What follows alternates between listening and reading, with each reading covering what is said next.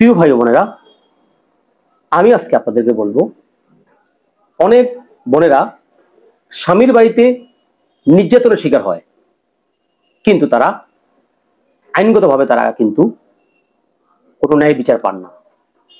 কি কারণ? কি কারণে আমার বোনেরা ন্যায় বিচার থেকে বঞ্চিত হয়? কি তার ভুল?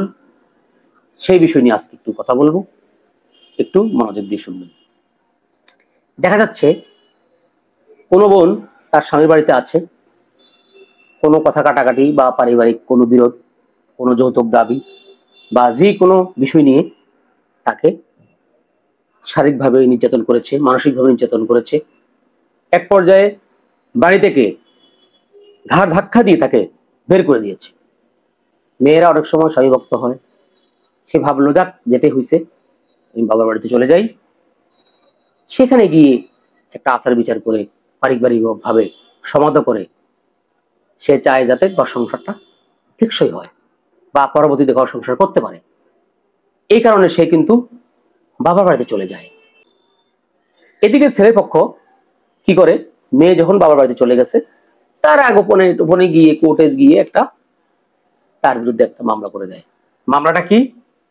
যে সে বাড়ি থেকে চুরি করে পালিয়ে গেছে, যাওয়ার সময় স্বর্ণ অলংকার, টাকা পয়সা অনেক কিছু সে নিয়ে চলে গেছে। এগুলোর জন্য সে কিন্তু একটা কোর্টে একটা সিআর মামলা করে দেয়। তখন এদিকে মেয়ে যেহেতু আইনগত কোনো প্রতিকার নেয়নি, ডাক্তারের কাছেও যায় নাই, সে নিজে একটা ফার্মেসি থেকে কিছু ওষুধ বড়ি ট্যাবলেট কিনে খেয়ে এটা বাবার বাড়িতে চলে গেছে।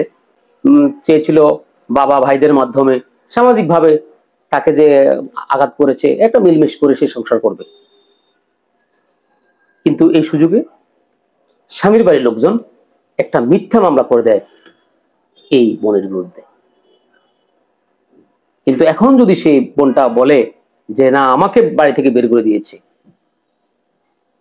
মারপিট করেছে, এগুলো কিন্তু তখন আর বিশ্বাস করানো যাবে না। কারণ মারপিটের জন্য, আঘাতের জন্য কিন্তু একটা ডাক্তারের কিন্তু একটা মতামত প্রয়োজন, সে তো ডাক্তার দেখায় নেই। এই কারণে কিন্তু মেয়েরা সহজে একটা আইনগত প্রতিকার পায় না। আমি আজকে থেকে বোনদেরকে বলবো, যদি আপনাদের প্রতি কখনো এই ধরনের অবিচার হয়, শারীরিক মানসিক নির্যাতন হয়, শারীরিকভাবে অপদস্থ করা হয়, বাড়ি থেকে মারপিট করে বের করে দেয়, কখনো বাবার বাড়িতে চলে যাবেন না। আপনি সরাসরি আপনি যেখানে বাড়ি সেখানে একটি উপজেলা স্বাস্থ্য কমপ্লেক্স আছে, সেই স্বাস্থ্য কমপ্লেক্সে গিয়ে আগে ডাক্তার থেকে একটা চিকিৎসা নেবেন। এরপরে ওই স্লিপ সহ আপনি সরাসরি থানায় চলে যাবেন। থানায় গিয়ে একটা লিখিত অভিযোগ দিবেন এবং এরপরে আপনি বাবা ভাই যে বাড়িতে যান, বাবার বাড়িতে যান, ভাইয়ের বাড়িতে যান, এরপরে আপনি যাবেন। তখন যদি আপনার বিরুদ্ধে মিথ্যা মামলাও করে, সেই মিথ্যা মামলা অবশ্যই এটা বাতিল হবে। যখন পুলিশ তদন্ত করবে অবশ্যই এটা বুঝতে পারবে যে কি ঘটনা ঘটেছিল, আপনি কিভাবে কি পরিস্থিতি, সবকিছু কিন্তু এটা তদন্তে বের হয়ে আসবে।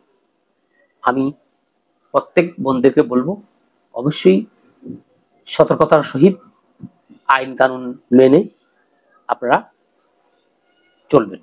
আপনি এলাকায় যে মেম্বার আছে, মেম্বারকে জানাবেন, চৌকিদারকে জানাবেন যে ভাই আমাকে বের করে দেওয়া হয়েছে, আমি ভাই বাড়ি থেকে চলে যাচ্ছি, আমি থানায় আসছি, সবকিছু এলাকার মেম্বার এবং চৌকিদার এদেরকে আপনি জানাবেন। তারপর আপনি যেখানে যাবেন। তাহলে কখনোই আপনাকে আর মিথ্যা মামলা দিয়ে আপনার স্বামী পক্ষ আর আপনাকে হরাতে পারবে না।